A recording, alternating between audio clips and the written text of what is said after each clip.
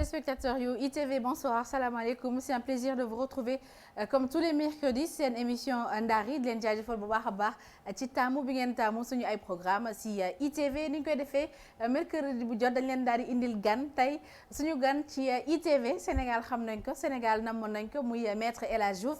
Maître El Hadj Diouf di président PTP di parti des travailleurs et du peuple nekkoon fi ministre nekkoon fi également député Maître El Hadj Diouf di avocat à la cour moom la ñuy daal di dalal ci seen émission Ndar yi ñu war a ñëwaat ci li nga xamante ne moo lëmbe réew mi jamono ji di affaire Karim Wade ak li nga xamante ne mooy avocat mi xamle lañ ko ci fan yi ñu génn war a ñëwaat ci wàllum mbënn mi.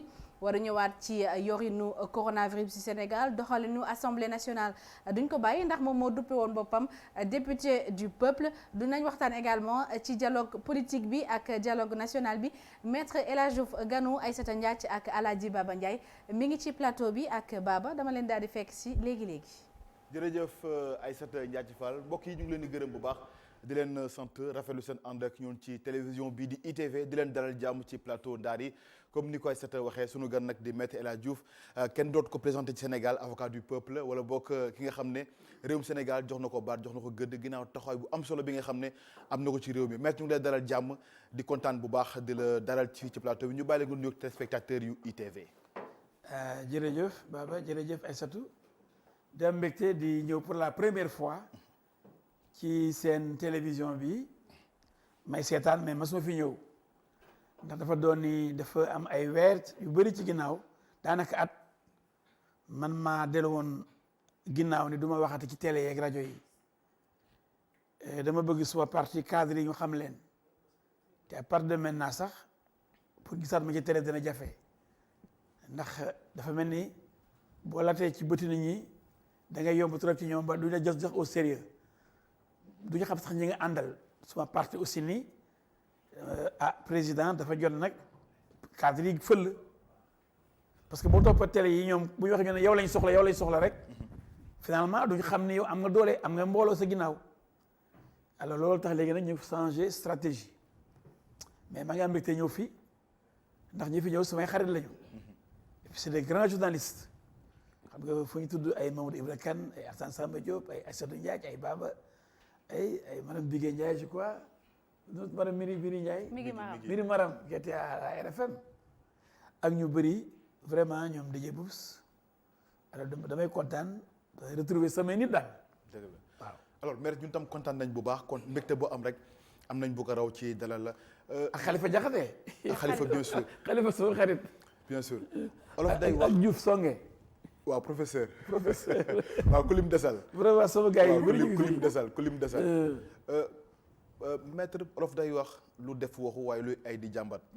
tey coow li moom mooy mbirum Karim Meïssa Wade ginnaaw juróomi atu kaso yoo xamante ne ni cour de répression enrichissement illicite teg na ko tey lépp loo xamante ne ni àqam ak yelleefam buñ sukkandikoo ci avocat am ne jotaat na ci kon maanaam mën na wote ko mën nañ ko votel yow avocat nga donte tamit njiitu parti nga alors bokkoon nga tamit ci ñi nga xam ne tam ñu ngi doon xeexal état bu Sénégal ngir lépp lu jëm ci àqam ak yelleefam ñu daal ko jox bu mat sëkk waaye tamit état bu Sénégal li ko Karim Wade yoreel ñu daal ko fay maître tey boo déggee coow loolu ak avocat yi yu Karim Wade yi li ñu wax yow nga nekk avocat ba noppi taxaw état bu Sénégal ci procès boobu ban jàngat nga ci am lu njëkk.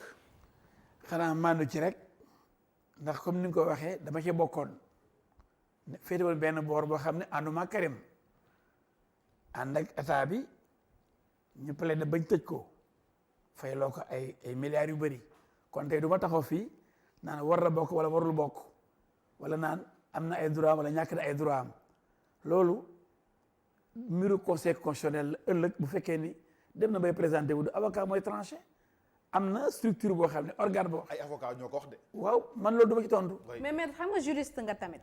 waaw juriste la mais juriste nga. mais ñun non waxuñu la. ñëwuma en tant que consultant fii bu ngeen ma fayoon soxla sama xam-xam ma jox leen ko. nga xam ne c'est le consultant maître na bu ñu la invité c'est le technicien du droit moom ngeen soxla ne ko dañu bëggoon nga defal ñu. waaw léegi foofu il faut ma leeral tuuti. nga yëkkati fay ma 50 millions ma defal léegi. waaw léegi defal naa ko defal naa ko léegi foofu faaw ñu leeral. parce que bi ñu lay invité tam. invité nañ la en tant que président parti certes. invité nañ la en tant que juriste également. parce que Sénégal bu ñu xamee maître El Hadj Diouf yaakaar naa ni ci avocat moo gën a nitu droit bi nga nekk ci lañ la gën a xamee.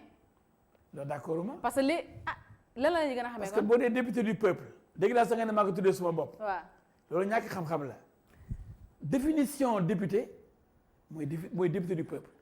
dañu le député dans la constitution. xam nga ni ko définir c'est un digne représentant du peuple. donc un député il ne peut être qu'un député du peuple. léegi député Macky Sall yi député kan lañ. député Macky Sall député Ablaye Wade député Abdou Diouf député Senghor boo fi yàgg bëri maa ñëw dindi fi loolu ànd ak Ablaye Wade taxaw assemblée 23 juillet jàlloo ak moom ànd ak peuple bi ànd ak Macky Sall Benno Bokk Yaakaar def sama liste bopp dem député taxaw nekk conférence des leaders de Benno Bokk Yaakaar te luñ indi loo xam ne du noonu ci peuple bi ma taxaw xeex ko. waaw léegi maître dëgg donc dama bëgg ngeen ràññee xàmmee. ti du avocat boobu yóbbu aussi gouvernement ba ma siège conseil des ministres donc juriste bi am na. parce que dama fonk sama liggéey nag. contrairement ak politiciens yu bëri yi nga xam ne amuñ métier lu may politique ci man politique dafa ma ko métier. waaw léegi maître parce que politique bu dee moo la yor ça il faut nga nekk transhumant. d'accord ndax ku ñëw nga ne moom ndax boo teg moom di nga xiif di nga fande di nga rafle. waaw maître loolu yëpp dëgg la mais fonk sa métier. waaw ñu xam la ci ràññee la ci nga mën ci dund. waaw maître loolu yëpp dëgg la. ñëwuma fi tey en tant qu'avocat moom. waaw d'accord mais am nga xam-xam ci wàllum droit. donc ñun waxuñu la nga tranché wala nga da ñuy wax yow bu doon da ngay analyser xam nga droit dañ naan nit ñi dañuy ku nekk da ngay interpréter yow bu doon da ngay interpréter cas bi ci wàllum droit yow en tant que nit koo xamante ne da nga jàng droit nan nga koy interpréter. waaye li ma jàng day am moment yoo xam ne du ma ko génnee ndax da ngay maandu dégg nga. parce que nag boo ci amul woon xam-xam duñ la ko laaj. déglu mais nag am naa ci xam-xam mais du ma ko wax xam nga lu tax. wax naa leen ko léegi procès Karim Wade dama ci safoon sàpp lu dee may dégg plaidé ko. léegi de safatoo ci.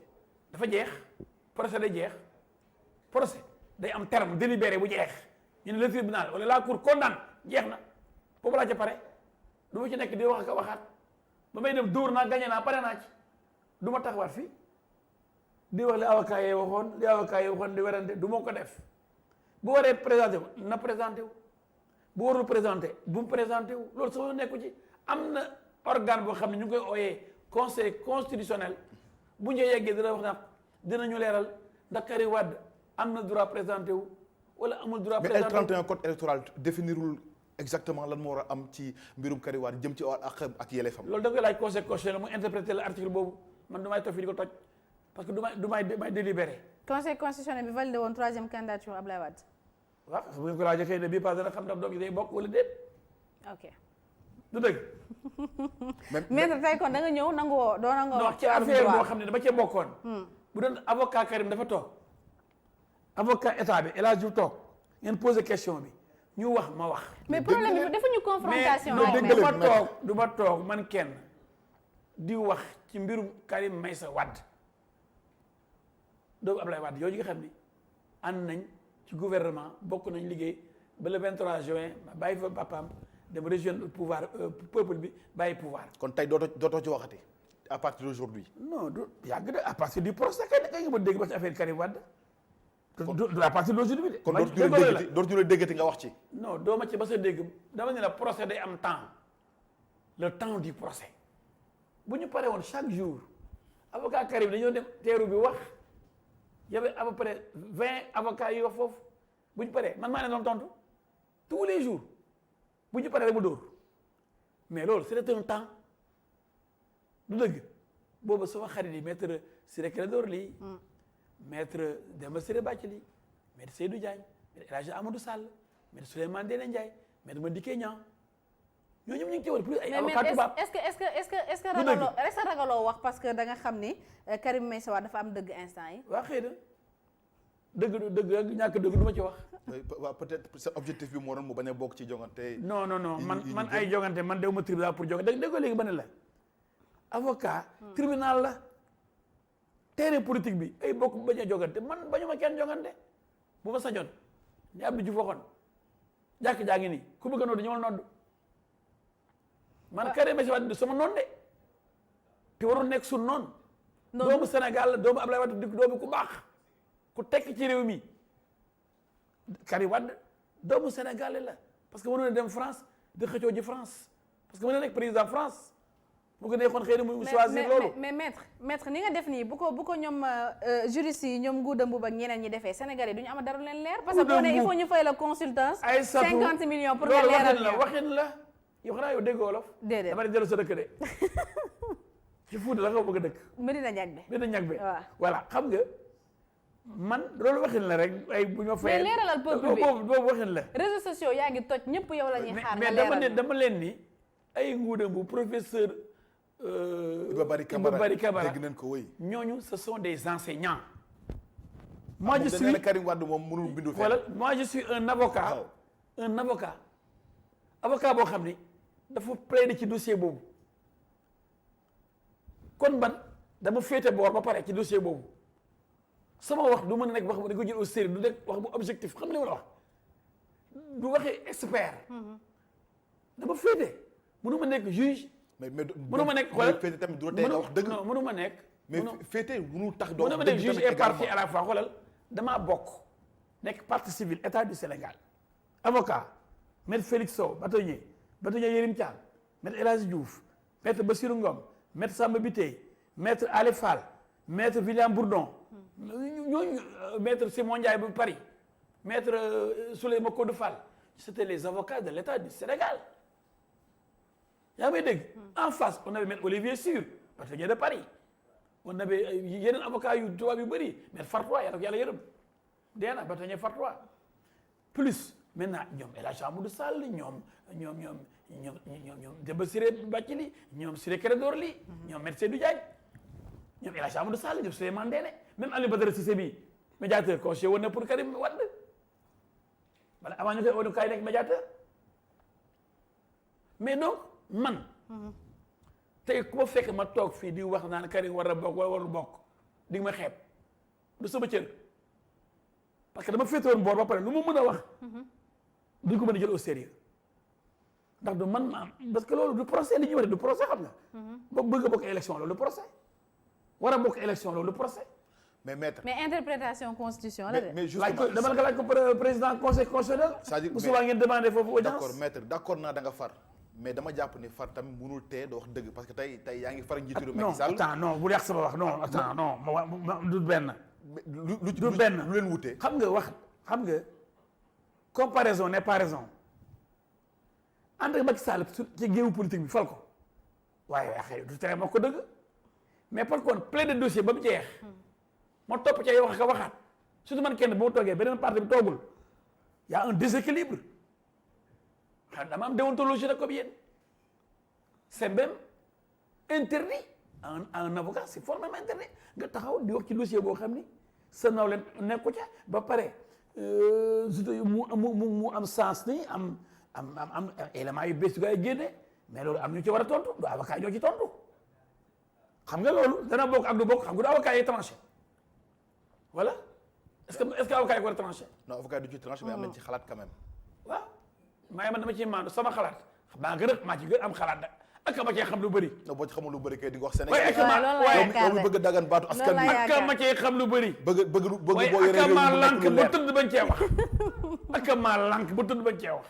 mais maintenant mënoo toog fi ne doo ci wax pare dañ waxtaan naa duma ci wax ñun duñ la gëm de boo waxee dañ ci wax pare duma ci wax waxukaay bi du fii fan la conseil constitutionnel la bés bu Karim waree bokk dina ne ko demal bokk wala doo bokk waaye du El Hadj Diouf mooy tranché xëy na bu boobaa man danaa joxe sama position naa ne conseil constitutionnel weeree na wala wax na dëgg waaye du bàyyi tranché rek am na débat xam nga gars yi dañu bëgg a wax lu jotagul man duma ci bokk koo fa xaar doo ma gis li jotagul te ñu koy waxtaanee jamono ji bëri na de waaw am na yoo xam ne mën naa cee wax mën nañ ci lim sax question troisième mandat loolu dama ciy wax ba tëdd dama ciy wax ba géex bu ngeen ma ooyee bu ngeen ma ci laajee xam ngeen Macky Sall amul droit ci troisième mandat te pourtant maa ngi bokk benn bokk yaakaar dama koy wax suba ba ngoon jot lu tax amu ci droit parce que man loolu lañu dañ cee ànd d'abord dama ànd ak moom ñu def campagne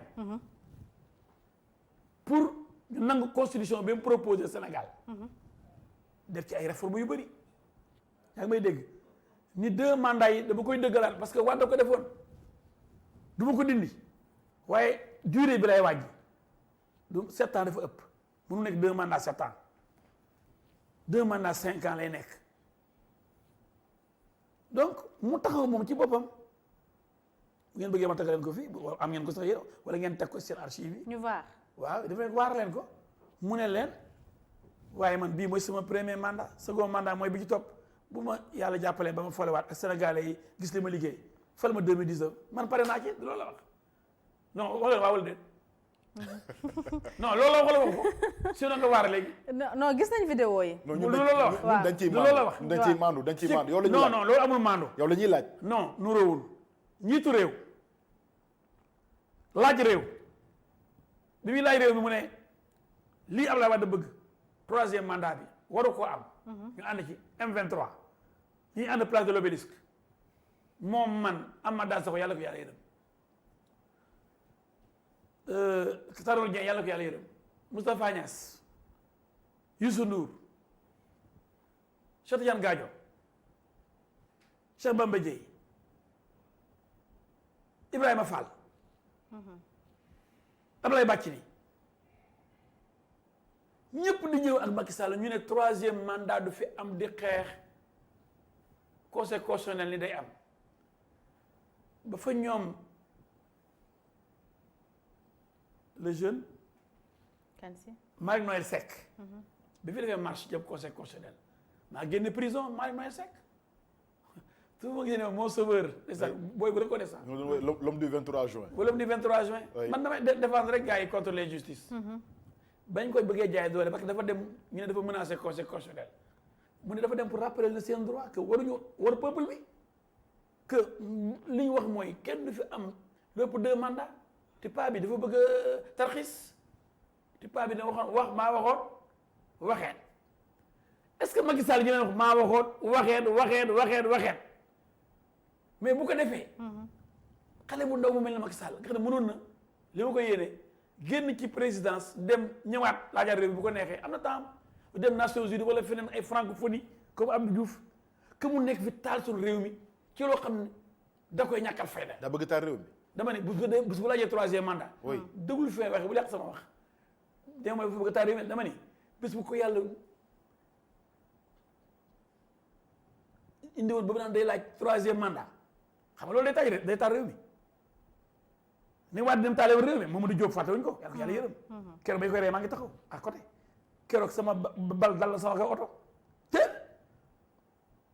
am na benn moment si kaw podium bi dañu ma fekkoon pour ay ma sax am na benn moment man kenn maa fa des saa it daw leader yi fu dee lañ jaar à l'époque ak commissaire boobu ak ministre de l'Intérieur bi fi nekkoon sonaloon na nit ñi trop vous vous rappelez booba Macky Sall mu ngi ànd ñu di xeex waaw man est-ce que Macky Sall moom yéen yaakaar ngeen ni dana ñëw ñu ànd wër Sénégal ñu adopté constitution bi ñu dëggalaat 2 mandats yi Wade waxoon ni moom la nit war a am ba pare naan dama waxoon waxeet moom mu bëgg a dëggal loolu ci beneen constitution dëggal loolu ni durée bi lay changé c'est-à-dire durée bi moins de 7 à 5 ans mais les 2 mandats moom kenn du fi ëppati ñaari mandat ma ne leen xanaa kon premier mandat bi xam ne moo ëpp sax mandat yi am léegi 5 ans xanaa kon entraînement la woon ma ne échauffement la woon yow échauffement boo xam ne ñoom Sadio Mané ñoom Messi wala ñoom Ronaldo seen échauffement gën a gudd 90 minutes yi ñu war a joué maa ko duñ tas est-ce que loolu ku xalaat ni 7 ans yi du woon mandat foo la woon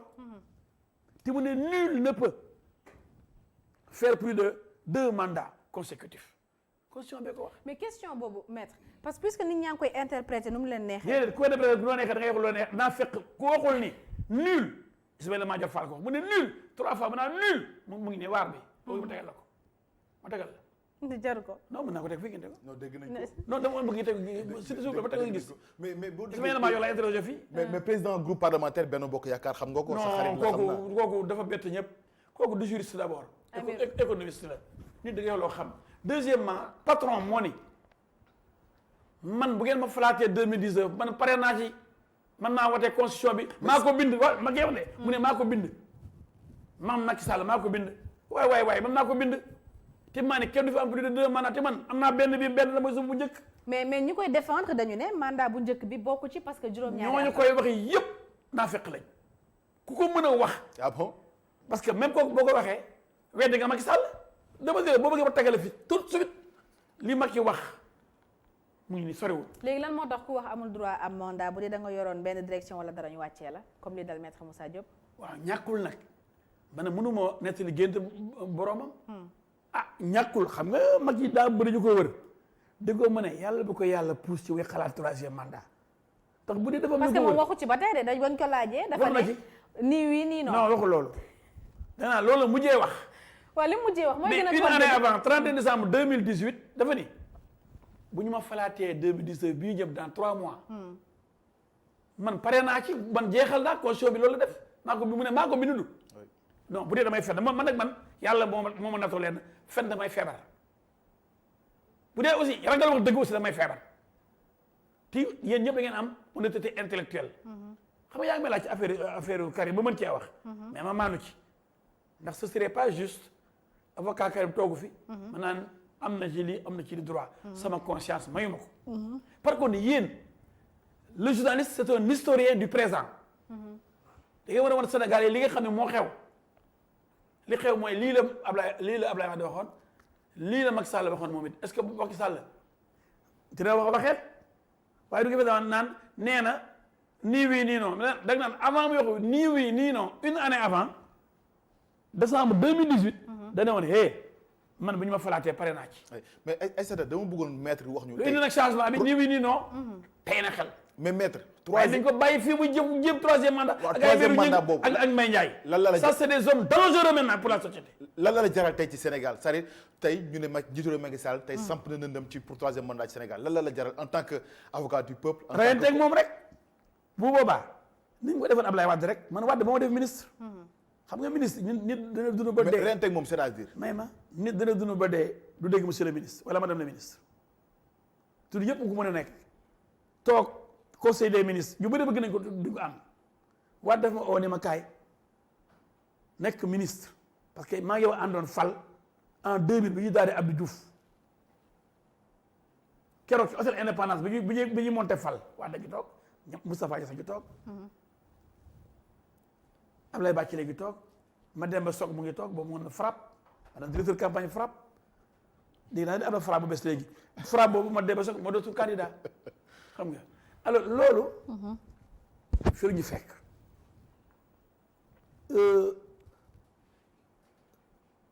je ne peux pas comprendre nit ñoo xam ni amuñu ngëm-ngëm. tu prends un président de groupe parlementaire taxaw ci rajo grand jury naan Macky am na droit ci beneen mandat. ne juridiquement. te jàngul droit il n'est pas juriste. et toog na fi même bu jàngoon droit sax di ko wax Macky Sall ko war a relever immédiatement de ses bon député la mën nañu ko dàq mais mën nañu ko sanctionner autrement. par exemple président groupe bi dans un mois dans quelques jours sax octobre dañu ko changé. ah loolu la ñu waroon def kon. parce que dafa tooñ Macky Sall. maintenant nag bu dee dara dalu ko te am na dara Moussa Diop bi mu ko waxee am na dara Sori Kaba bi mu ko waxee am na dara Moustapha Diakhaté bi mu ko waxee man mii bi mu koy waxee depuis décembre ba léegi Macky Sall du ma woote. décembre nga gëj wax ak moom. waaw avant décembre mais décembre daa wax naa ko waaye décembre je crois début décembre mais 31 décembre bi mu ko waxee ba léegi man ah déggatuma président Touba yaa ngi ne ma élage da nga def. ah bon on va se voir tel jour. loolu moom lan moo ko waral lan moo ko waral. ah kii dafa mel ni xam nga comme man nommé wu ma man mënu ma dàq mënu ma dara te man yaakaaruma ko yaakaaruma Ablaye Wade yaakaaruma Abdou Diouf yaakaaruma Senghor yàlla laa yaakaar sama baay dugal ma école jàngaloo ma jàng macha allah ba am samay diplôme def sama concours am robe bu ñu kukk xëy du ma ñàkk fayda nag di tar bi keneen di ko topp tax la may jox moo tax doo dégg depuis mu falu 2012 nga dégg di El Hadj Diouf nommé nañ ko lii nommé nañ ko laa parce que man nekkuma ci ñooñuy tarbi yu nit ñi di raamal di neexal pour am dara bu dee loolu ñu soldi ci man buñ ma xalaat ci benn poste ba mu jeexal nag ñu daje ci mbedd mi bu ma klaxonné wala mu klaxonné ma ne ko comment président nag def alors boo jeexal nga léegi nag lu dul jeexamul di ñu ngi nañ gore mais yaa ngi ànd ak moom ba tey quand même. bon ànd lu ñu ànd turu ànd fi nekk ànd boo xam ne amul wax amul waxtaan amul toog dañ daan toog di añ di reer di voyager di jël avion yi buy dem Riyad ni mën nañ dem roi Salman Macky la njëkk recevoir ak man bi muy soog a falu Macky man nañ dem Malabo fu muy dem ñu ànd. léegi fan nga féete kon yaa ngi opposition. non ah kon président di opposé ba dama ko yéene ba réussir. yaa ngi ànd ak président ba tey. moom la àndal mais nag di ko sàmm nag oui parce que teewatoo ci conférence des leaders dañ la boycotté. non ñàkk ba faa teew voilà dañ maa owul dégg nga depuis ma wax ne 3e mandat ba léegi man safatuma xorom safatuma foofu suukar. ndax mën nañoo xaar maître en 2024 sa parti di PTP am candidat. mais il faut nekkoon xam sur actualité man maa ngi ci ay tournée ba mbas bee ma arrêté man maa njëkk a déclaré sama candidature pour 2024. dañu ma laaj ne ma yow da nga jàppale ma ci 2024 man yow xanaa da ngaa dof journaliste bi bu ko laaj ma ne ko non seulement du ma ko jàppale dama dul nangu mu présenté wu te man candidat la. da ngay nekk candidat. te bu naree présenté wu danaa rayante ni ma rayante woon ak Ablaye Wade ak Sénégal yi danaa ànd ak Sénégal yëpp rayante ak Macky Sall Wade ma ne la moo ma def ministre Wade sama xarit la dama bëgg gëmm boo waxee mu ne j'aime El Hadj Diouf parce qu'il me rappelle ma jeunesse d'avocat bagarreur noonu la Wade noonu la foofu la ma teg. kon mun nañ xaar 2024 bu Macky ne day présenté wu nga ànd ak ñoom Ousmane Sonko ñoom Idrissa Seck. bu ma tudd kenn ndax ñooñu mën naa balaa ci diggante bi ñu def sekki sax Macky Sall wala ñu capituler. Ousmane Sonko fekki Macky Sall. yow dara du ma bett Sénégal politique. loolu dina bett Sénégalais de. waaw xanaa bu ma tudd waaye yow am na ñoo xam ne gëmuñu dara xam nga xanaa xamoo ne. mais pas Ousmane Sonko quand même. ci ñu moo gën a gëmadi dara ci Sénégal gëmul dara. moo la volé la vedette nag léegi mooy député du peuple. ah non man volé ma kii ba dina jël. mais maître. nga man vedette. mais ay accusations nga def Ousmane Sonko. star kenn du ko def boppam. maître. xam nga moom na nekk star moog booyam boobu kooku sax muy star bi temps yi. kan si booy bu xees bi moo bës temps yi Ousmane Sonko ci parti la nekk pourtant. mais foo teg ni Ousmane Sonko. kooku moo yore bës bi temps yi parce que lu ne ma nga ca comme Jumbo lu ne ma nga ca man nag soxluma di nekk star wala vedette. dégg naa nga man maa ne maay député du peuple mosuma ko wax. peuple bi ñoo la tànn peuple bi ñoo lu ñu sox lu leen ñor kër kuñ toj. Ouest Foire ñu ne El Hadj Diouf Tivaouane Peulh ñu ne El Hadj Diouf centrale à charbon. Bargny Sindou oui. ñu ne El Hadj Diouf kaay ma ñëw lu xew fii Sénégal ñu ne kaay défendre ñu te boobu député la réew mi da laa bëgg.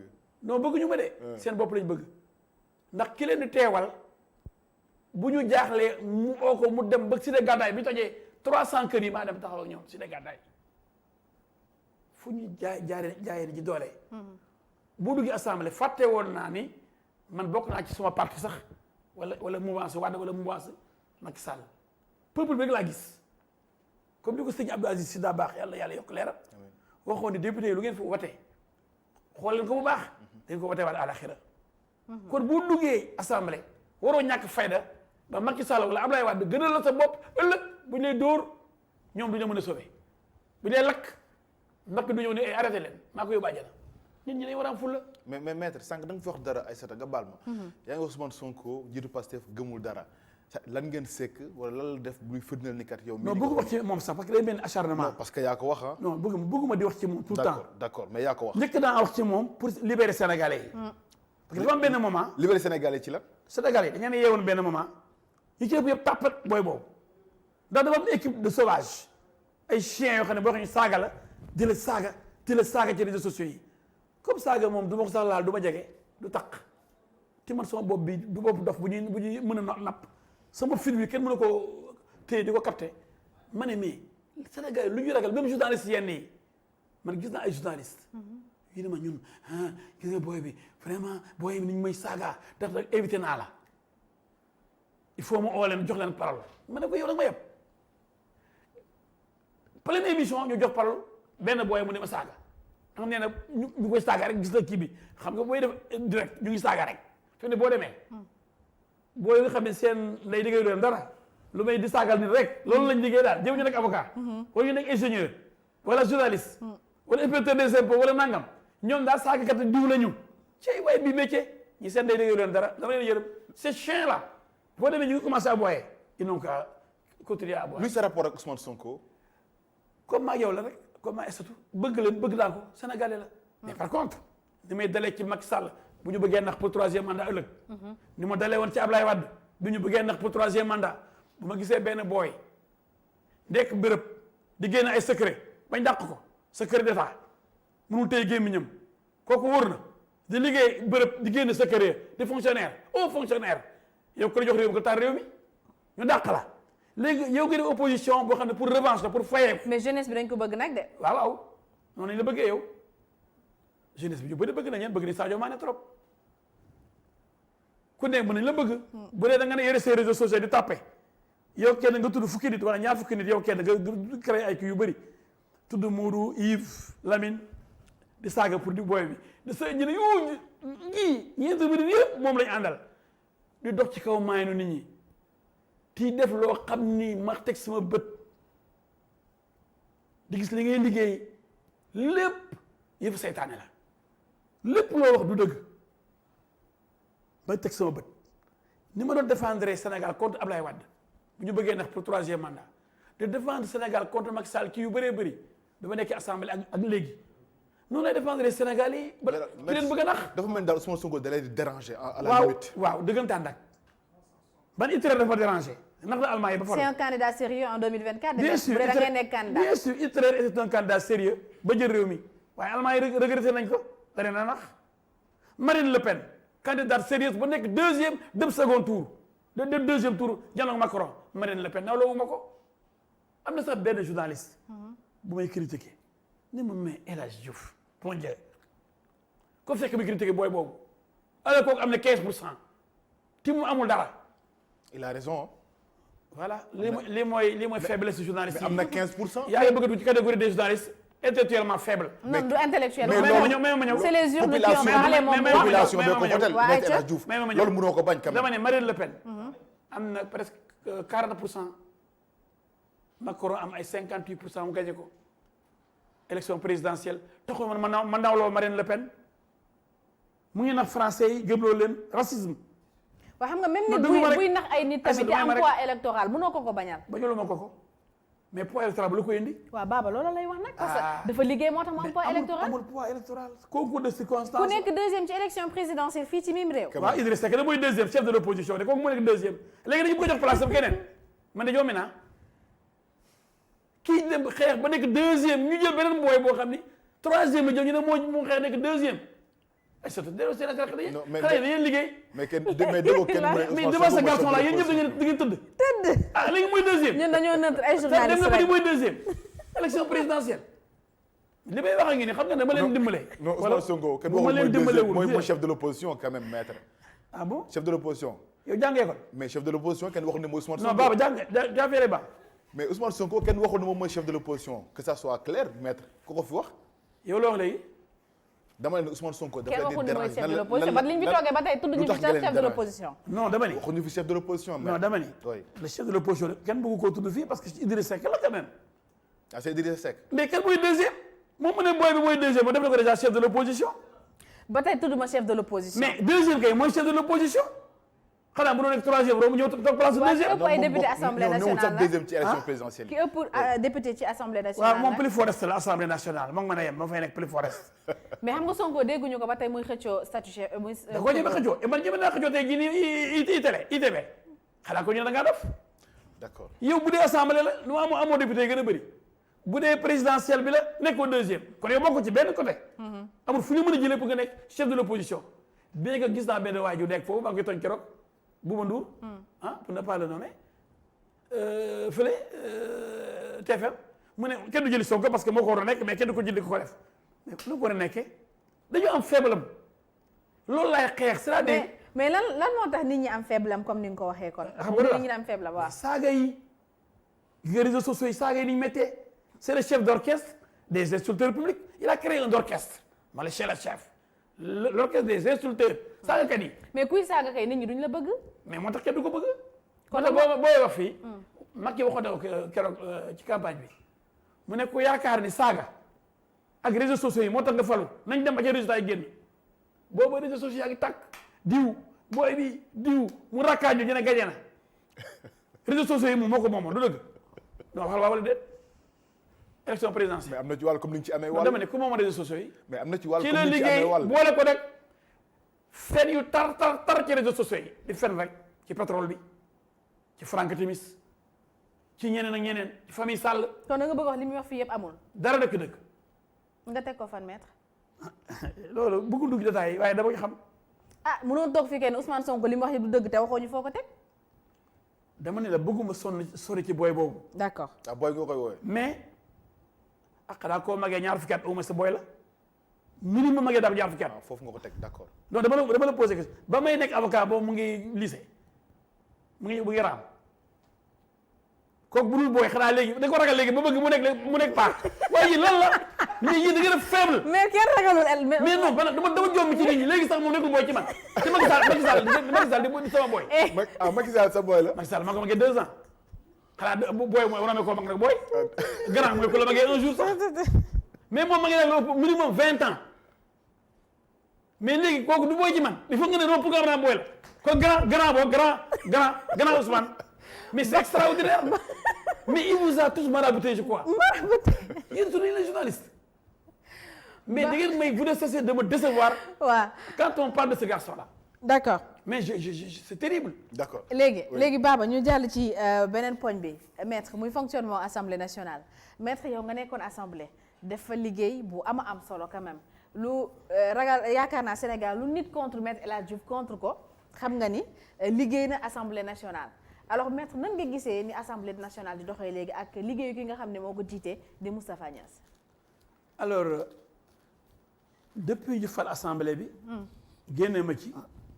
dama ci mandé woon bi ñu def ay parrainage wax nañu ma ne ma loo ci xam ne du ma ci wax na ko député yi xeex ñu xool ndax am na vrai député du peuple assemblée wala déet te boo fa nekkoon parrainage bi kenn du ko voté toujours ma ne le parrainage est criminel parrainage dafa metti ci soxor te pourtant Macky Sall fal lañ ko te parrainage amul lu fi changé lu xew pourquoi parrainage pourquoi ñuy bettil mbir yi ndax assemblée ba yambar assemblée ba moo taxawaay bi war a taxaw. mais est-ce qu'ils étaient pas impuissants maître bi ñu voté assemblée ba puisque y avait la majorité qui était là. ah 23 juin y avait la majorité ma taxaw jàll ak moom. mais peuple bi dañoo génn ànd ak yéen. waaw mais ñu dox génnuñu peuple bi peuple da nga koy motiver peuple da nga koy préparer peuple da nga koy associer sa combat keroog. bi ñu ñëwee assemblée fees fa dell. kooku ngay wax ma ngi woon bureau kii bloc fiscal toog fa tegal ay tànkam taal climatiseur di ñaan manifestation bi échec tey ngeen boo ko jox réew mi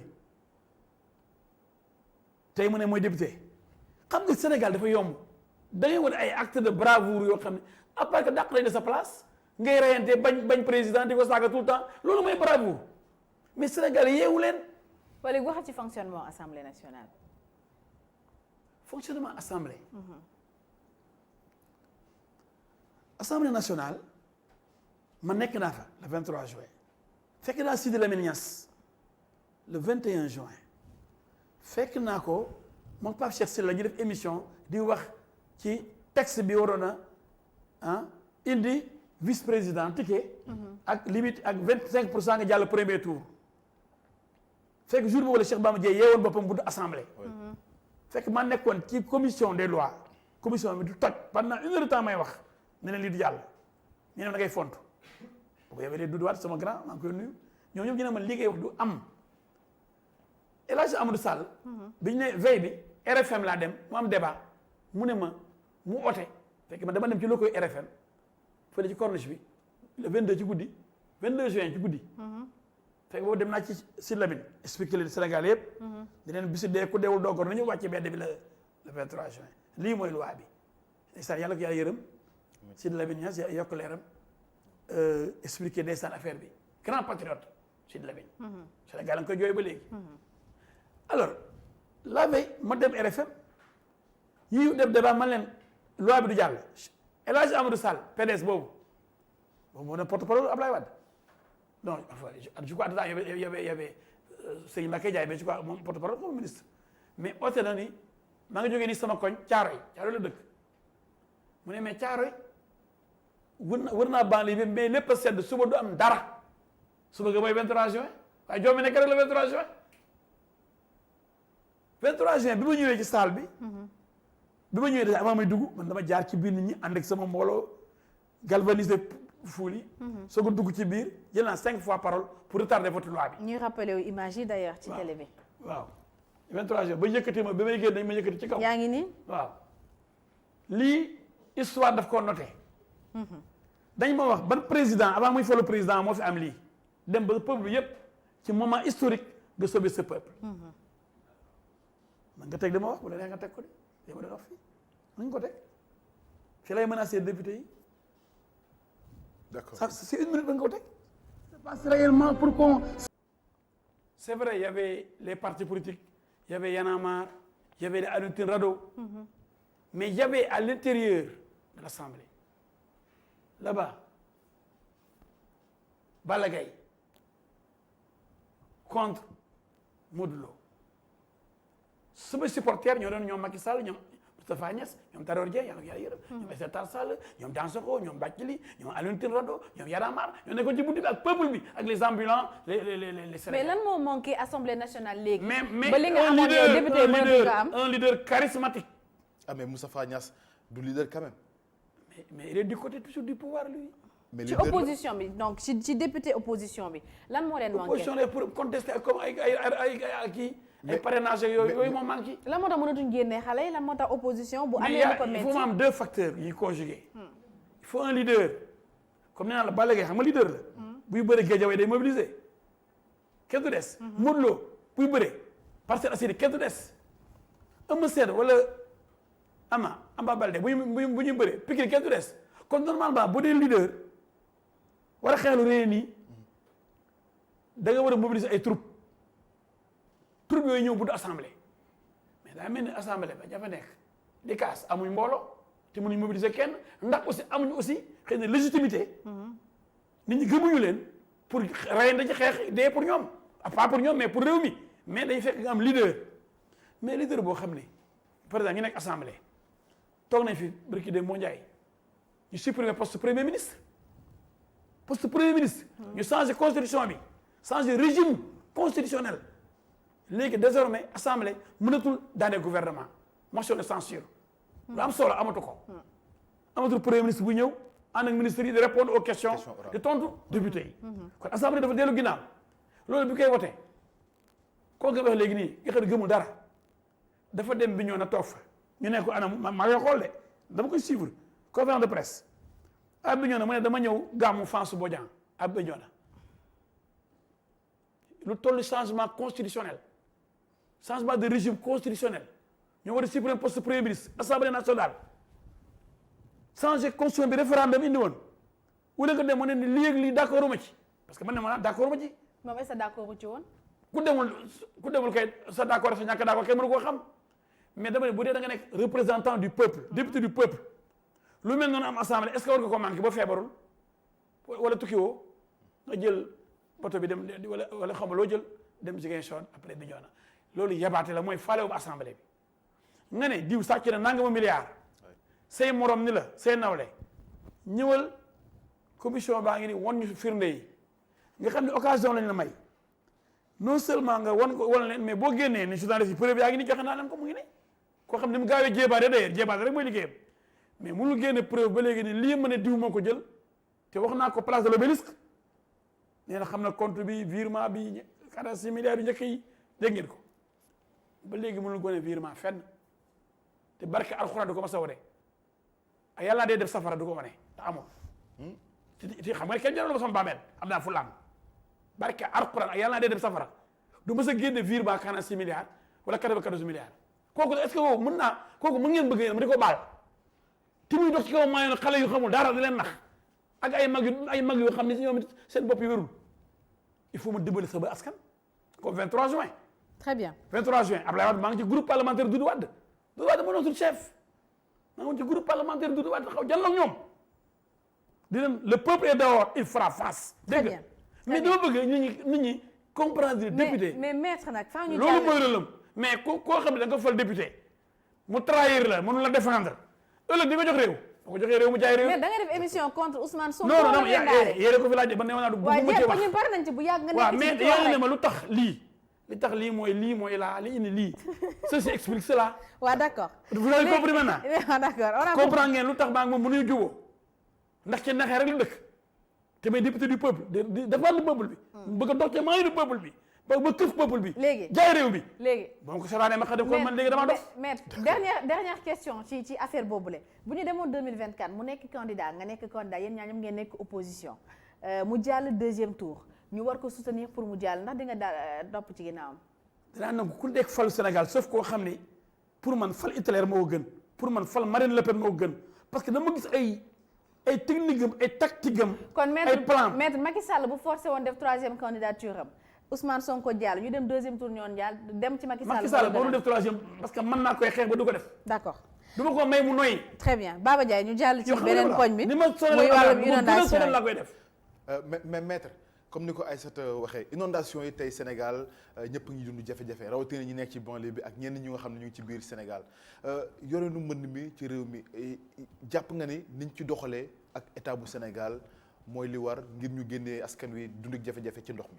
waaw man yàlla dama bindeewul boo waxee rek ngeen encore dama bañ benn nit wala benn booy yàlla bindeewuma ma jël souffrance population yi seen misère yi di ko exploiter pour am ay points loolu aussi c'est criminel c'est cruel c'est méchant c'est inhumain nit ki boo ko mënul dimbale foofu am na ci bugaan waaye nga noppi waaye boo nee ay milliardaires dem yóbbu fa ay lii ay laa waaye dañoo gaaw ñu ngi soog a cëppeelu. mais waxuñ ci moom maître. ñu ngi jóge soog a cëppeelu ci politique. mais politique moom fi ne question cëppeelu ci politique. xam nga question bu la jàngul mais fan la nekkoon moom ci politique. mais Diouf munoo yow question bu la posé nga ramane ko Ousmane Sonko nag. non mais damay pour wan gaaf yi muy def. waaw déedéet mais munoo tamit. moo tax mu jóg de inondation lay wax. waaw wax ci inondation mais dama ni dafa am ñu ko doon jéem a utiliser am ñu leen. est-ce que état bi ni mu ci doxalee baax na. état bi oui ni mu ci doxalee baaxul état bi dafa lajj. état boo ko yoree da ngay prévoir gouverner c'est prévoir te prévoir moo tax ñu am na plan boo xam ne fukki at la war a durer. plan décennal bi pour ñu régler problème inondation. d'accord te loolu ñaari at moo ci des. te ñoom réglé wuñ dara par rapport ñu war a régler xanaa 1% lañ réglé loolu laaj la quand même moo tax bëgg Macky Sall gën a góorgóorlu te ñu auditer alors service yi nga xam ne ñoo yore affaire inondation yi. milliards yi ci dugg fu mu jaar.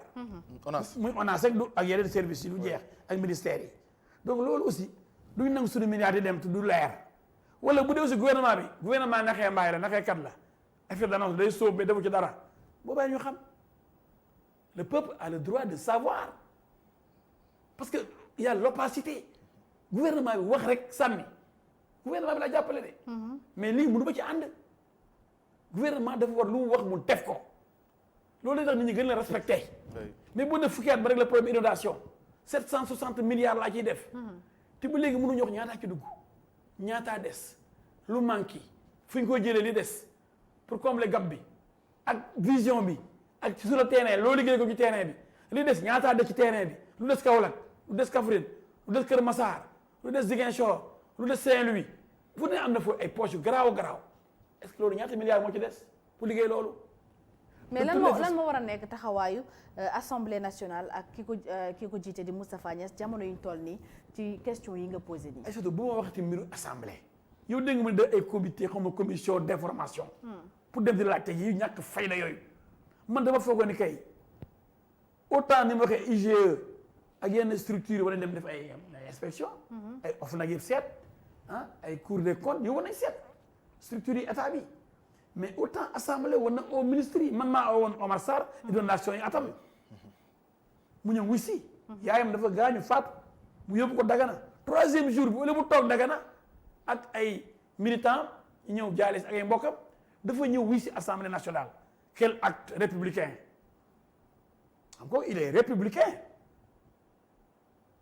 sa réew soxla la inondation yi comme ni garaaw Omar Sarr bàyyi ñetti fan dañu yaayam ñëw wuy si El Hadji Diouf ak assemblée nationale man maa posé question orale bi parce que maa doon président commission habitat urbanisme infrastructure et transport ma bind question bi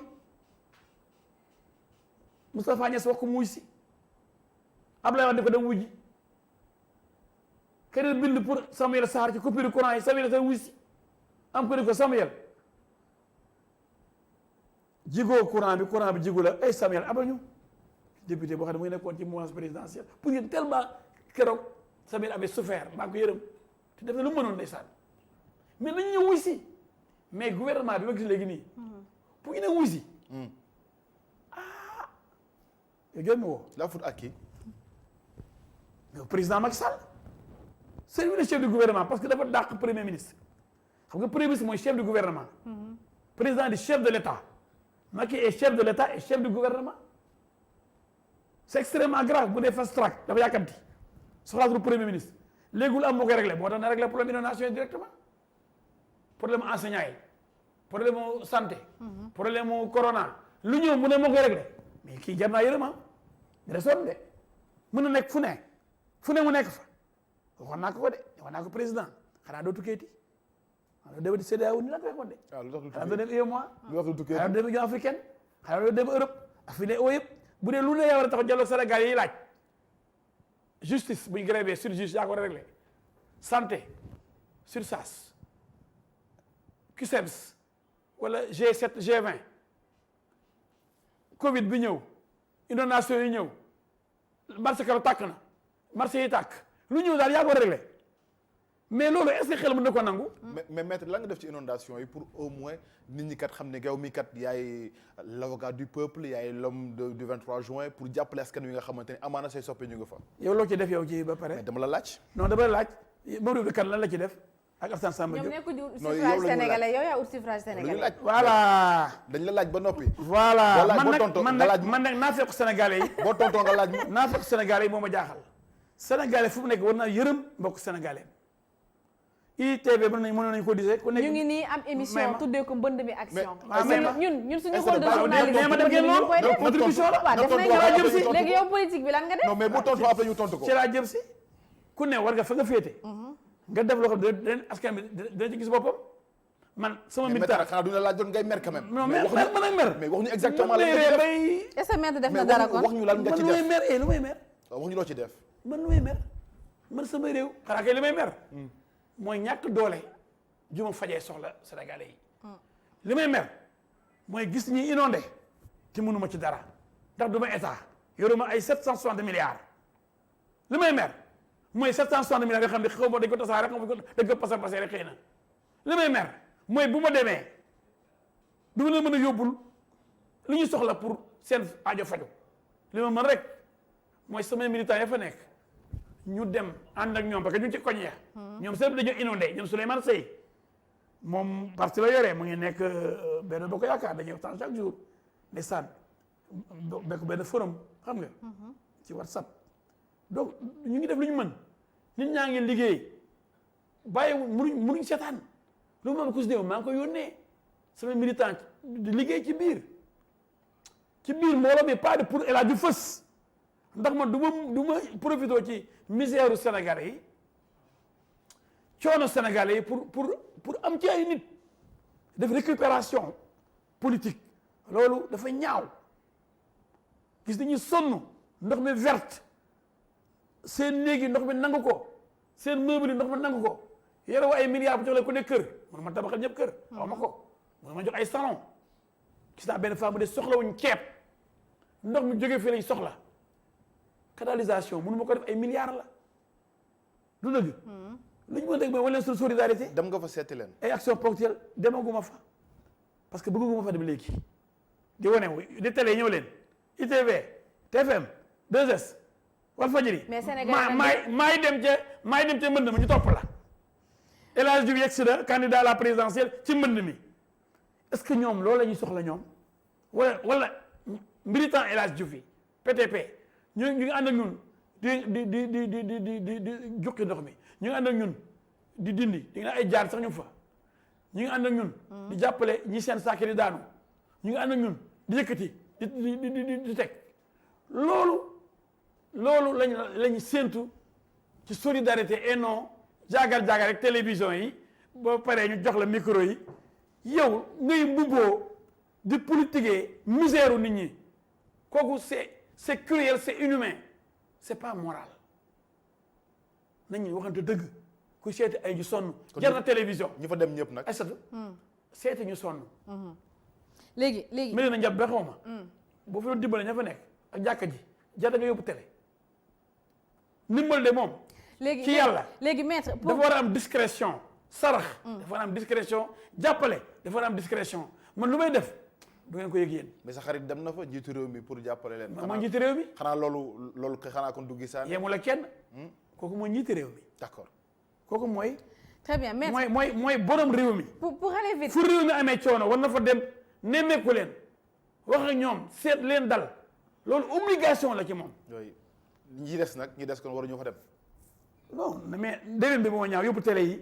d'accord micro yi di ko politiquer loolu moo ñaaw. très bien Baba Ndiaye pour ñu clore chapitre boobu muy wàllum inondation jëm ci beneen chapitre bu mujj parce que laay xam naa mi ngi may xool sànq ba tey loolu mooy sama temps presque jeex na alors maître yow nga ne 2024 da nga nekk candidat nga bëgg li nga xam ne moo di suffrage sénégalais yi certainement Baba maître war na am plan pour sénégalais yi. alors techniquement maître yow su dee maître dafa jëloon réew mi nan nga yaakaar nañ waroon def ba mën a régler problème inondation yi de façon vraiment concrète et très pratique. voilà d'abord man bu leen compter ci man pour man kenn sama bopp bi en tant qu'avocat moo wax nu ñu koy régler samay ingénieur samay experts yu jëlee ci àdduna bi ñi xam ñoom xam nañ inondation lu ñuy defaree aussi canalisation yi ñooñu lay les hommes de l'art te sama plan de gouvernement dañu ubbeeku parce que peuple bi loo xam sàmba gën naa xam boppam lu dëgg donc mënuloo gën a xam ñoom li ñuy daj war ngeen ay experts ñu évaluer lañ fa def ak li des ak lañ fa war a def loolu sama gouvernement def sama gouvernement li mu mën a wax loo xam ne du ci hésiter mooy les questions politiques mais les questions techniques y a des techniciens. ak ñi ko moom. doo nekk un président boo xam ni da ngay tentaculaire yaay wis boulon ni ko Talla Sylla doon waxee Ablaye Wade yaay jaay géej gi yaay def lu ne nga bëgg ko def lépp yaa ko mën kooku kenn mënu ko inondation beeg problème mu climat yi problème mu suuf si yooyu dafa laaj ay experts un gouvernement c'est une équipe avec des hommes compétents mu am division du travail man du ma nekk un président lu ne maa ko war a def déedéet aw ma xam-xam yàlla ko mën mais samay nit ak ba boo ko amul ma jëli ko les meilleurs dans le pays ku ne domaine bi nga nekk ni ñoo jàppale état bi sa réew maa ngi man El Hadj Diouf bu ñëwee inondation yi nii laay def mais ne man ingénieur laa boo xam ne dama am formation ci wax affaire ndox nañ koy defee mais loolu suñu cadre parti yi am nañ ay cadre am nañ hydraulicien ingénieur yu jàngee Moscou ñi bis am seen i diplôme. la moo tax kenn génnuñu kenn dégg leen ci yooyu. loolu laa non duñu wax léegi nii parce que du ñoom ñoo war a wax gouvernement am na ay techniciens. mais yéen kañ ngeen nar a wax kon. mais wax ci la wax yàlla du fay jëf du fay wax bàyyi jëf nit ñi sonn nañu ngay wax rek nañu bàyyi wax. d'accord ci liggéey. Baba Ndiaye ñu daal di attaqué point bu mujj bi ci waxtaan bi muy wàllum coronavirus. par contre waxoon naa tuuti ci sama gouvernement li mu daan def suppression poste premier ministre. da nga koy delloo suppression ay parrainage. yooyu yëpp da ngeen koy dindi. wàññi gouvernement bi loolu et puis ce sera très. mais c'est des problèmes yooyu tàmm nañ ko nag. non mais man xam nga ma ci constance. gouvernement ñaata membre. gouvernement maximum 25 membres. 25 membres déggu nañu ko fi de. waaw mais xam naa li ma la wax. d'accord man nekkoon naa ministre. am na ministre yu bëri amuñu njëriñ conseil des ministres. comme député yéen yi tàccu nalaw. am na ministre yoo xam ne tàccu nalaw rek la nekkee fële de. da ngeen yeb député yi rek waaye ministre yi ci lañ bokk de am na ci ministre yoo xam ne am nañ ministre jàmbaar am compétence sérieux mais am na ministre yoo xam ne dañu copté pour ñu nekk ministre rek pour la forme xam nga ay jaay taar ak jox nañ la dara nga mos noppil mais am na ministre yu liggéey du ma ci lim parce que xam naa leen xam nañ ma. am nañu y a de bons ministres dans le gouvernement de Macky Sall. Macky Sall lui est un bon président mais bis bu xalaatee def troisième mandat yàq lim liggéey yëpp. lan mooy défaut Macky Sall ndax réalisé na lu bëri ci réew mi. lan mooy défaut président il a réalisé beaucoup de choses il est très brave mais ñu ko wër di ko cuisiner ni ñu defoon Ablaye Wade di ko togg. ma fekk ko bureau di ko Ablaye bu dugg ci ay troisième mandat mu ne ma damay terminer sama chantier ma ne ko yaa ñu wax ne deuxième jeexal nga yaa vous avez verrouillé la constitution mu ne ma xamoo dara ma ne ko boo demee dina la gagné mu tëgg dënnam ñu ma man kenn du ma gagné man ma ne ko yaa yàlla Ablaye yaa yàlla demal xale bu ndaw bu formé moo ko gagné Macky moom du ko may sax muy présenté bu bay gagné.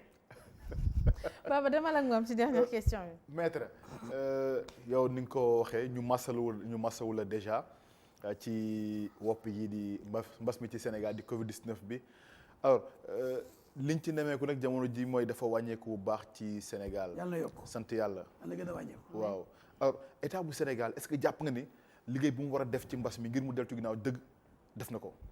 état du Sénégal fi ñu jëm yëpp. état du Sénégal oui dafa am lu ñuy wax bërët. dafa am lu ñuy wax. départ gaynde arrivé muus départ bi def départ gaynde ñuy làbbali di njaf ñu génn sax ci couvre-feu bi dañu doon dóor policiers yi def couvre-feu état d'urgence fermer frontières yi interurbaines pour affaire bañ a law buñ ko nee woon loolu kon mas bi jeex na ñuy wax wala ñu gën a dëgëral ñu daal di ubbi te buñ dëgëroon tuuti rek Sénégal dëkk bu tuuti la buñ tëjee aéroport bi rek buñ tëjee aéroport fermer frontière Mauritanie ak Mali ak Guinée tuuti la ñu doon am tuuti mais ba ñu ubbee surtout tabaski bi affaire yi di rakkaaju chiffres yi di naaw mais chiffres yi yéen a ñu amoon au départ ay 3 la ñu am ay 2 ay 5 toog yàgg benn am 2 morts ba ñu am ay 100 200 300 cas soog a am ay 7 morts lu tëb a tëdd 5 morts tous les jours 4 ñoom doon ay 10 jours doo dee kër ko dee. boo fekk na ma kii maladie bari na tamit. waaw dañoo ubbi ba ñu ubbee ay tabaski yeeg yooyu ay transport bi affaire bi jaxasoo mën na cey fii gouvernement def nañ fi cuune dañu commencé ak doole vraiment ma kontaan ci lool ñu bàyyi ni ko rek léegi ba gis nga président visitam bi gars yi wër ko fees dell mel ni corona dafa jeex rassemblement yi di am ma toog dégg ci presse bi ñu ne le ministre le général ministre patron de l'hôpital principal Mame Thierno Dieng nee na boo gisee dee yi bëri temps yi du principal ñoo nul mais ñiy dem ci levée du corps yi ak enterrement yi ñoo fa bëri ñoo ñibbi si yore feebar bi daal di dee temps yi dafa bëri ay levée du corps boo seetloo kilifa yu bëri dañoon dee fekk corona beneen rey kilifa yu ngan na dee nañ fi ndax corona am na ñoo xam ne gëmuñ corona ba léegi moo tax ma ne man bi dudu corona xam li corona man d'accord ma nit ñi di dajaloo. donc da ngay maintenir sa position da ngay màggali wala doo màggali. yow mas nga màggali bay changer position man dama door kuy changer position. kon doo màggali. yow war nga ma poser question mas naa la wax dara wax def le contraire man maa ne màggali wu ma ñëw ngi dama laa wax doo màggali bàyyi dina wax joo xam ni man kenn gënu ma nekk murit waaye nag yàlla dafa ma bind dafa ma bàyyi man du ma bàyyi man nit laa ma dund corona ñu ne ma chambre bii diw ma fi nekkoon néeg bii diw ma fi nekkoon tey laa lay libéré benn xam fii laa ko njëkkee waxee cabine bi ku caa nekkoon foofu laa nekkoon cabine 4. yaa Kouthia yéen a bokkoon foofu noonu. mun ñoo bokk de cabine individuelle la. non bi mu demee laa nga ñëw. waaw dañ ne ma cabine bi sa waay fi la nekkoon ki lay tooñ chaque jour. ah bon. xam nga li ma la wax. te bi ma fa jógee ñeneen ñëw nañ fa. mais tendance yeneen député ñëw nañ fa. mais mbas mi léegi dafa wàññi. xoolal dafa lay wan ay ministre ku ne dugg dafa dem ñu ne pat na nëbbatu man bi ma génnee bi ko waree wax naa ko ci grand jury Babacar Fall. laa ko waxee mu ne ma daf ko bett ma ne ko man j'ai chopé le virus affaire bi dal la ma mu ne kenn yëgu ko ma ne ko def naa 10 jours hôpital Fann ma ne jëpp professeur di nuyu ay ñoom professeur Seydi ñoom Kadia Diallo madame Mbaye ñoom docteur Faye ñoom madame Lo madame Ndour ñoom El Hadj Malick Ndiaye ñoom Ndoye Ameth Ndoye ñu ma doon faj quoi xam nga ay ñoom madame Bari ñoom ñu jëppoon xam nga kon man dama ko dund yow danaa dund loolu ba pare jóg naa damay dem feneen damaa demul ci benn rassemblement te xam nga temps yi lan moo ma jaaxal dama bëgg nit xam nga Touba kenn gënu ma ko bëgg yàlla na yéex moo dee fa laa jëm man damay màggal chaque 4 avril Sëñ Touba damay def berne ndax pour indépendance Sëñ Touba moo ñu ko jox ma am fu ma jaar nag Sëñ Touba wan ma boppam ci yu bëri xajul fii mu defal ma loo xam ne defal ko kenn ci jaare ko ci Sëñ Saliou Sëñ Saliou mënu ma ko fay yàlla yokk leeram kenn Sëñ Saliou Sëñ Touba la ma bëggoon mu defal ma ko mu may ma ko ci Sëñ Saliou billahi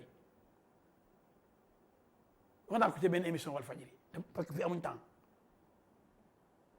mais ma ngi ci tëj Makka ndax corona fi sama toro doo tëdd Nabi Moustapha sallallahu alayhi wa sallam ma gis problème yi corona di posé ci monde bi yëpp ñu tëj église yi ma gis dëkk yëpp am corona amul Sénégal dëkk bu amul corona bu amee nañ ma ko wax ma bañ loolu lor samay mbokk ma xamal leen li ma xamee néew leen bu leen dem de am ma boobu pouvoir mais am naa droit informer le peuple. mais maître yàgg nga màggali informé woo pourquoi cette fois-ci demoo ngay informé. mais Babacar Fall moom laa dem est-ce que dem Touba ma ne ko demuma ba informé leen li ma daj li ma dal ak li ma xam léegi nag néew ma kenn bu dem nit ñi yàlla may na leen xel ku bëgg a dem Touba di nga dem Touba incha allah rabbi. mais yaa te ngi yàlla ne yàlla ma ngi dem ak jàmm ñëw ak jàmm fekk fa jàmm indi jàmm. mais yaa ngi koy wax léegi maître nga ne tey Serigne Touba mënoo ko fay jaarale ko ci Serigne Saliou Mbacké. sëñ Touba mënu ma ko fay. waaw léegi rek. te sëñ Touba wootee Touba nga ne doo dem. sëñ Touba moo woote Touba. magal gi du woote sëñ Touba déglu ma sëriñ bi woote ñëpp war ko wuy loolu mooy yoon. lu tax doo dem yow. mais màggal sëñ Touba la mu ca waxoon ku toog sa kër màggal ñàkkoo màggal dégg nga li ma lay wax sëñ Touba moo ne màggal gi fu mu leen fekk na ngeen ko berneel na ngeen ko màggalal bisam boobu masul wax ni sëñ Touba ba muy nelaw moom nekkul Touba sax di ko màggalee Touba sëñ Modou Moustapha bi ko remplacé woon masu ko def Touba affaire masul wax nañ ñëpp ñëw Touba sëñ Fall la ko defoon te loolu rafet la lu baax la da tax na murid gën a ànd gën a jàppale jumaa ji gën a wane seen doole ba ñëpp gën ñoo naw d'accord naa ci loolu mais buñ delloo ci principe bi njëkk yi du woon Touba la ñëpp war a dem pour màggali bala may dee ñu ne El Hadj comme du murid parce que nee na doom nu màggali mais ni sëñ Touba moo noonu ku màggaliwul Touba amoo màggal sëñ Touba wax loolu de kon ñi bëgg a dem nañ dem mais ku mën a màggal sa kër comme man nga toog sa kër màggal nag naan def comme bii paa mënu maa dem sëñ Moustapha la karam maa ngi koy nuyu bu ma demaan màggal dama jox kër lëmm moo tax tabaxuma kër Touba kër la may jox parce que daa bëri kër Touba. amoo kër Touba. non soxla ma ko fa parce que benn yoon nga fay def wala ñaari yoon ñetti yoon ci année bi. soxla am kër Touba yow en tant que. ma ne am naa fa kër murid sadiq nga am naa fa kër boo xam ne àddina ba àddina tukki bi ma fa suulee yàlla na yéex kër googu gën a wóor kër boo dama sàcc ay milliards tabax ko Touba di fa dem une fois par an ak samay gàngoor rey ay junni nag loolu mooy màggal pour ñenn ñi de ñenn yéen bourgeois yenn yi soi-disant milliardaire yoo xam ne kenn xamul foo ko doonee ci sa baay. très bien maître temps bi jeex na. mais par contre. waaw maître. je voudrais. waaw allez-y rapidement. que nit ñi may saaga ak dama xas dañu xam ne gënuñu maa bëgg sëñ Touba gënuñu maa bëgg sëñ Touba fi nekk mu sëñ Muntaxa. en tout cas murid sadiq li ñuy sëñ Muntaxa moom muy dund dee dund dee dem. mu ne ma maa la xam en 1958 sa maam Bour Saloum Fodé ak El Hadj Kenne la Fall ñoo ànd ci bateau bi ñoo dem Màkka ma ak ñoom kon xam naa la ma ne quoi fekk dafa ma oole woon Touba ñoom mission yi muy am Touba sax ñoom xamuñu ko. très bien. kon kenn gënu maa nekk murid mais nañ maanu ku bëgg a dem demal man ayuma kenn mu dem ne sëñ Touba mën na leen a sauver sëñ Touba. mën nañ màggal ba pare corona jeex. loolu laay ñaan sëñ Touba mën na ko. très bien waaye li may ñaan daal. moo ñu bàyyi ma. man nag El Hadj Diouf. du ma ci waxati. sañ naa màggal comme ni nga koy defee. soit Touba soit fu ma fekk màggal naa fa Dubaï même Dubaï mas naa faa màggal fa la ma fekk. très bien. màggal ko kon ñu jàpp ni ren sa kër ngay màggale bu soobee yàlla. mais am na at yoo xam ne sama kër laa màggalee tamit. jeex na tànk jërëjëf maître. loolu sëñ Touba ayewu ko. waa ayca maître ma bàyyi la nga tàggatoo. Aïssatou kontaan naa ndax fii maa ngi fi soog a ñëw te xam naa ni les débuts sont toujours difficiles mais war ngeen da ngeen ñëw rek macha allah taxaw imposé wu kon bravo ITV mais xamoon naa aussi une équipe de professionnels xam nga Mamadou Ibrahima macha allah bu ko jiite yow Alsane Samba yow mii ba nga nekkee Sen TV nu mbelaan toj nga ko ñoom xam nga Khalifa Diakhaté toj na jàkkaarloo bi ak yeneen ak yeneen donc fii ay Daouda Diouf kii Diouf Antoine Diouf ah ñooñu ay ngand lañ donc vous avez la crème donc continuez ci li ngeen nekk da ngeen demee ba nga xam ni Afrique waxuma Sénégal Afrique yéen nekk ci kaw mais bu ko daw Sénégalais yi gis beneen El Hadj Diouf léegi sumay cadre dinañ génn léegi sama série de communication dina génn waxee yéen ñiy préparé présidentielle 2024 dina génn man ma jël recul nekk ci àll bi sur le terrain mener suma campagne dans la discrétion dans l'efficacité parce que dafa jot je crois que ki fi nekkal peuple bi ba ñu ko wooyee député du peuple tuddee ma ko sama bopp peuple bi la ko tuddee léegi leer na. kooku nag jàll nag beneen étape supérieure mooy président du peuple et très sérieusement ku am yërmande ci askanam ku xam du fen askanam day taxaw fi xeex nga gis ko. pour askanam boobu mu ngi ànd ak Ablaye Wade pourtant kooku jafe na de tax ñenn ñi naan transhumant la ma ne transhumant la mooy bàyyi pouvoir de fekk peuple bi chaque fois ñu naan kii xamuñ fu mu féete kenn xamul fu mu féete dëgg fu mu féete rek laa féete. très bien. na ñeme dëgg. Sénégal jaral ñu ko te ñu bàyyi def politique liggéey nit da ngay am liggéey soog a politique bu boobaa doo transhumé bu boobaa. di nga am jom di nga am honneur di nga am responsabilité. pour taxawal sa réew te doo ci seetlu dara nag ndax politique dafa metti doo ci am dara. très bien mais da ngay dimbale sa réew. da sa réew jëm kanam. jërëjëf yéen ñëpp. jërëjëf maître. vraiment di techniciens yi maa ngi leen di ñaanal. jërëjëf waaw ci kanam rek. Baba Ndiaye.